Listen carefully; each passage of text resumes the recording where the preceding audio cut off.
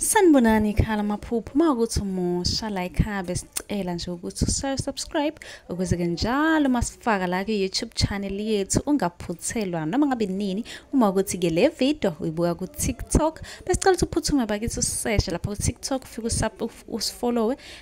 Ngijwayele ukuba live nje uzobona wonke amavidiyo amaningi, kodwa amavidiyo amaningi agcwele la ku-YouTube, so kwakho ukuthi usubscribe and turn on i-notification bell ukuze njalo uma ngifaka amavidiyo izothi nqinqi efonini yakho ukuze ubone ukuthi la sikhuluma ngani, ngoba wonke ama-comment eniwabuzayo ngizolokhu nje ngenza amavidiyo ngafaka. Uma-ke nawe ubuzile ungakayiboni impendulo yakho, scrolla semaningi amavidiyo engiwenzile uzofika-ke lapho ubone mhlawumbe impendulo yakho, noma mhlawumbe uphuphe ungeza nawe uzoscrolla uzocinga impendulo. Ake ngiqhubeke ngichaze amaphupho eniwabuze kuma-comment section.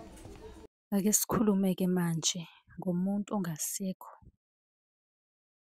ukumphupha kodwa lowo muntu eshonile. Yes, umuntu ongasekho umphupha eshonile. Obuzile kwi-comment ubuze lokho. Bengicela ukuthi sigxile kukhona, wena nje ungasubscribe usilandele yonke indawo. Umuntu ongasekho kodwa eshonile, lelo phupho lisuke kubika ukuthi-ke lowo muntu wathetshulwa. Bekuyima ngaleso sikhathi ekuthola ukuphumula, okungenzeka ukuthi khona bebeganga ngaye kodwa yena kungenzeka wathetshulwa. Bekuyima ekuthola ukuphumula njengoba usumphuphe eshonile ekubeni vele lowo muntu kade washona.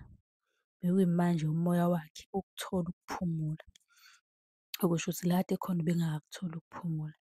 Uma unombuzo ungabuza kwi-comment, sizokwenzela eyakho ividiyo nawe sichaza kabanzi umbuzo ozobe uwubuza. Ningakhohlwa ukusilandela yonke indawo, nisubscribe, nisale kahle.